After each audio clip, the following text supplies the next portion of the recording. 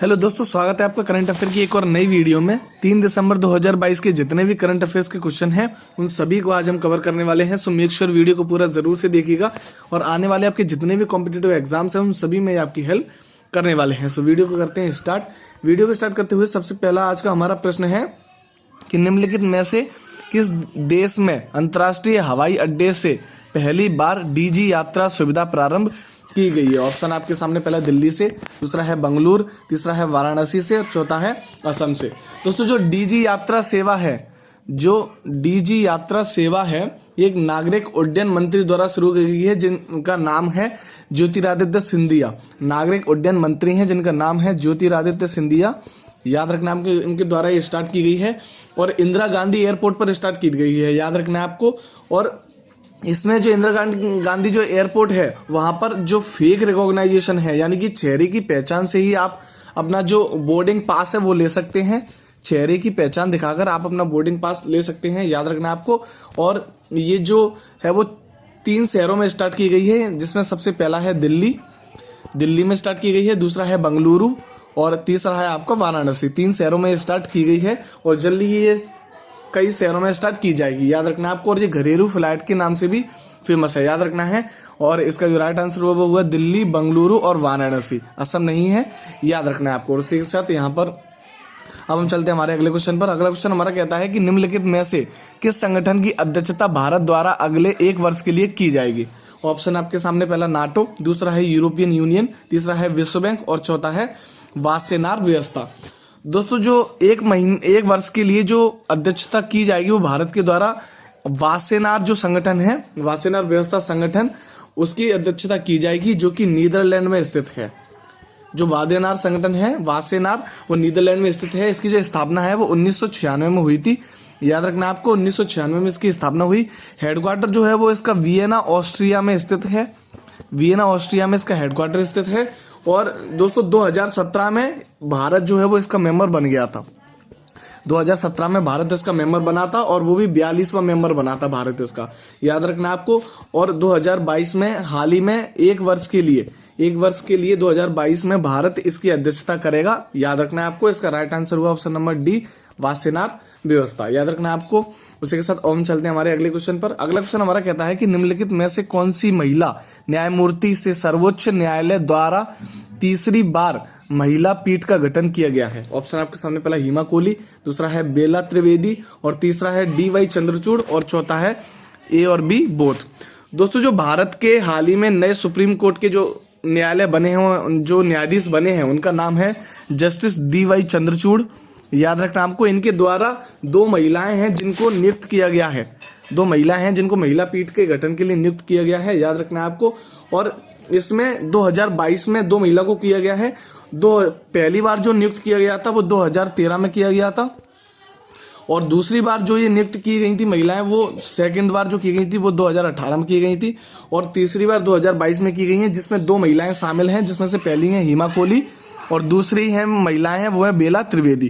तो ये दोनों ही जो महिलाएं हैं वो जस्टिस DY चंद्रचूड़, जो कि भारत के 50वें मुख्य न्यायाधीश हैं, उनके द्वारा चुनी गई हैं। याद रखना आपको। राइट आंसर हुआ इसका option number D, A and both. उसी के साथ अब हम चलते हैं हमारे अगले क्वेश्चन पर। अगला क्वेश्चन हमारा कहता है कि 20 नवंबर 2022 को भारत और किस देश की नौसेना के बीच अग्नि वॉरियर द्विपक्षीय अभ्यास संपन्न हुआ। ऑप्शन आपके सामने, पहला अमेरिका, दूसरा है सिंगापुर, तीसरा है फ्रांस और चौथा है जापान।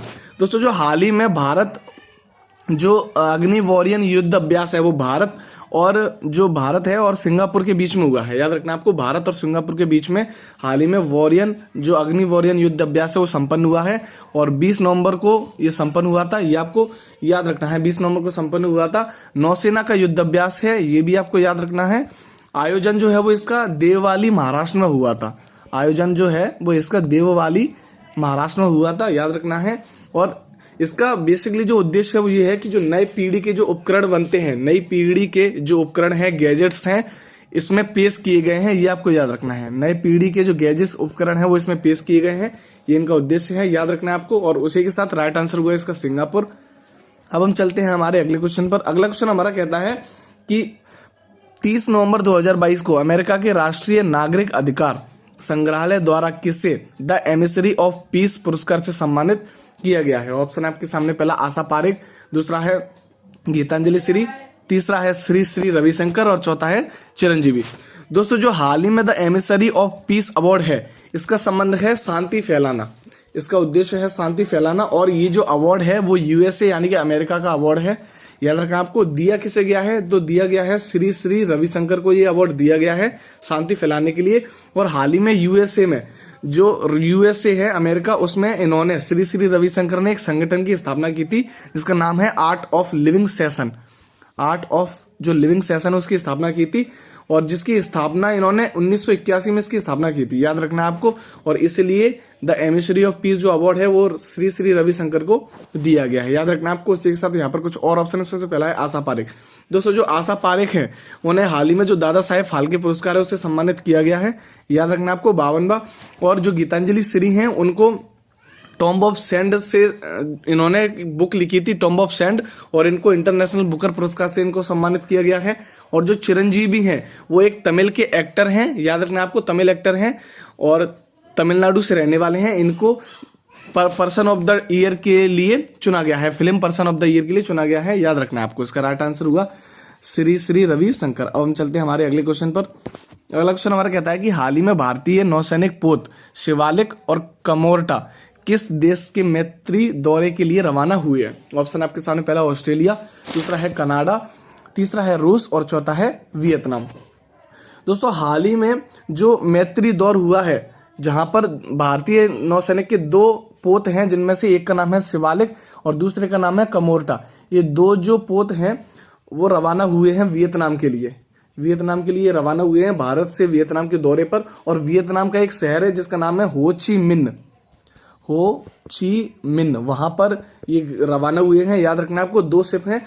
और दोस्तों ये जो 2 शिप हैं शिवालिक और कमोर्टा, ये हाल ही में जो क्वेड की 2022 की जो मालाबार युद्ध अभ्यास हुआ था, एक्सरसाइज, उसमें भी ये इन दोनों ने भाग लिया था, ये आपको याद रखना है। और उसके साथ इसका जो राइट आंसर हुआ वो हुआ वियतनाम। अब हम चलते हैं हमारे अगले क्वेश्चन पर।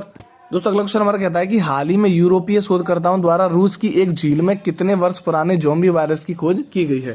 ऑप्शन आपके सामने, पहला 48,500, दूसरा है 47,000, तीसरा है 60,450 और चौथा है 23,000। दोस्तों जो हाल ही में यूरोपीय शोधकर्ता हैं उन्होंने रूस की एक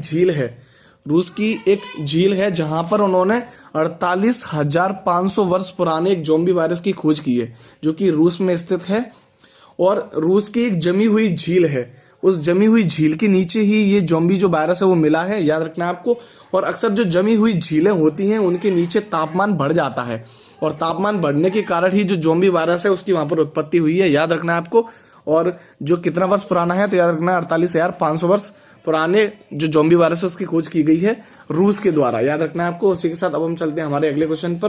दोस्तों अगला क्वेश्चन हमारा कहता है कि इंडिया कोस्टल गार्ड में किस नाम से स्वदेश में विकसित एडवांस लाइट हेलीकॉप्टर को शामिल किया गया है? ऑप्शन आपके सामने, पहला रुद्र को, दूसरा है ध्रुव, तीसरा है MK स्क्वाड्रन और चौथा है विक्रांत। दोस्तों जो ALH MK थर्ड है, ALH जो MK थर्ड है, ALH MK स्क्वाड्रन, इसको जो स्वदेश विकसित एडवांस है लाइट हेलीकॉप्टर में शामिल किया गया है, याद रखना है आपको। और ALH की फुल फॉर्म है एडवांस लाइट हेलीकॉप्टर, याद रखना है आपको। और इसको जो लॉन्च किया गया है वो चेन्नई के तमिलनाडु से किया गया है, चेन्नई का जो तमिलनाडु है वहां से इसको शामिल किया गया है, याद रखना है आपको। और इसका जो उद्देश्य है वो ये है कि जो समुद्री तट है उनकी निगरानी करना और उनकी सुरक्षा करना, याद रखना है आपको। समुद्र जो तट है वहां निगरानी और सुरक्षा दोनों ही इसके मुख्य उद्देश्य हैं, याद रखना है आपको। और इसका जो निर्माण है वो हिंदुस्तान जो एरोनॉम और इसका जो निर्माण है दोस्तों वो हिंदुस्तान एरोनॉटिकल लिमिटेड द्वारा किया गया है, याद रखना आपको। हिंदुस्तान एरोनॉटिकल लिमिटेड द्वारा इसका निर्माण किया गया है। और इसी के साथ टोटल 16 जो हेलीकॉप्टर हैं ऐसी उनको भी इसमें शामिल किया जाएगा, याद रखना आपको। टोटल 16 हेलीकॉप्टर हैं उनको इनमें शामिल किया जाएगा। नाम है इसका MK स्क्वाड्रन, याद रखना आपको। और इसी के साथ अब हम चलते हैं हमारे अगले क्वेश्चन पर। अगला क्वेश्चन हमारा कहता है कि हाल ही में किस राज्य द्वारा प्रसिद्ध गीतकार, कवि व लेखक प्रसून जोशी को ब्रांड एम्बेसडर बनाया गया है? ऑप्शन आपके सामने, तमिलनाडु, दूसरा है उत्तराखंड, तीसरा है बिहार और चौथा है मिजोरम। दोस्तों जो प्रसून जोशी हैं उनका जो जन्म है वो उत्तराखंड में हुआ था। जन्म जो है वो इनका उत्तराखंड में हुआ था। और जो प्रसून जोशी हैं वो गीतकार हैं, सिंगर हैं, लेखक भी हैं और कवि भी हैं, तीनों हैं, याद रखना है आपको। और इन्हें जो फिल्म प्रमाणन बोर्ड है वो उनके ये अध्यक्ष भी हैं, जो फिल्म प्रमाणन जो बोर्ड है उसके ये अध्यक्ष भी हैं प्रसून जोशी, याद रखना है आपको। और हाल ही में जो उत्तराखंड है वहाँ के ये ब्रांड एम्बेसडर बनाए गए हैं, याद रखना है आपको। उत्तराखंड में इनका जन्म हुआ और उत्तराखंड के जो ब्रांड एम्बेसडर हैं वो भी इन्हीं को बनाया गया है, याद रखना है आपको। और उसी के साथ यहाँ पर अगर आपसे पूछता है कि film personality of the year किसे चुना गया है, तो पिछले क्वेश्चन में डिस्कस कर चुके हैं, जो तमिलनाडु के चिरंजीवी हैं, जो कि तमिल एक्टर हैं, उनको film personality of the year से चुना गया है, याद रखना है आपको। और इसका राइट आंसर हुआ उत्तराखंड, जहां प्रसून जोशी उत्तराखंड से रिलेट करते हैं और जो ब्रांड एम्बेसडर है वो उत्तराखंड के बनाए गए हैं, याद रखना है आपको। उसी के साथ अब हम चलते हैं हमारे अगले क्वेश्चन पर। अगला क्वेश्चन हमारा कहता है कि पहला सिलहट सिलचर महोत्सव 2022 किस देश के साथ द्विपक्षीय संबंधों को प्रगाढ़ करने के लिए मनाया जा रहा है। ऑप्शन आपके सामने, पहला असम, दूसरा है महाराष्ट्र, तीसरा है वाराणसी और चौथा है बांग्लादेश। दोस्तों जो सिलहट सिलचर जो फेस्टिवल है वो असम में आयोजित हुआ है, ये आपको याद रखना है। असम में इसका आयोजन हुआ और असम में भी जो बराक घाटी है वहां पर इसका आयोजन हुआ। असम में जो बराक घाटी है वहां पर इसका आयोजन होता है। और इंडिया और बांग्लादेश के संबंधों को बेहतर करने के लिए ये जो सिलहट सिलचर महोत्सव 2022 से इसका आयोजन किया गया है, याद रखना है आपको। और इसका जो आयोजन है वो पर्यटन मंत्री और संस्कृति मंत्री, आप दोनों ही कह सकते हैं, पर्यटन मंत्री और संस्कृति मंत्री द्वारा, जिनका नाम है जी किशन रेड्डी, उनके द्वारा इसका आयोजन और शुभारंभ किया गया है, याद रखना है आपको। इसका राइट आंसर हुआ भारत और बांग्लादेश के बीच में उनके संबंधों को अच्छा बेहतर बनाने के लिए जो महोत्सव है वो बनाया गया है। बांग्लादेश के अगर आपसे प्रधानमंत्री पूछते हैं तो वो है शेख हसीना। जो शेख हसीना है वो बांग्लादेश की प्रधानमंत्री हैं, ये आपको याद रखना है। बांग्लादेश की जो राजधानी है वो है ढाका, याद रखना है आपको। और इसी के साथ राइट आंसर हुआ हमारा बांग्लादेश। और उसी के साथ आज के हमारे डिस्कशन हुए कंप्लीट। आज के कुछ महत्वपूर्ण प्रश्न, जिसमें सबसे पहला है कि बांग्लादेश की प्रधानमंत्री कौन है। दूसरा क्वेश्चन है आपके लिए कि धर्मगोर्जन जो युद्ध अभ्यास है वो किन के बीच हुआ है। तीसरा क्वेश्चन है आपके लिए कि भारत के जो 50वें मुख्य न्यायाधीश हैं वो कौन बने हैं। तीनों ही जो क्वेश्चन है उनके जो आंसर है वो आपको कमेंट बॉक्स में कमेंट करने हैं। और उसी के साथ आज की आपकी आंसर की आप देख सकते हैं। और अगर आपको इसकी पीडीएफ डाउनलोड करनी है तो डिस्क्रिप्शन में पीडीएफ की लिंक दी हुई है, वहां से जाकर आप पीडीएफ को डाउनलोड कर सकते हैं। रोज करंट अफेयर पढ़ने के लिए चैनल को सब्सक्राइब जरूर से कीजिएगा। मिलते हैं किसी नेक्स्ट वीडियो में, तब तक के लिए जय हिंद।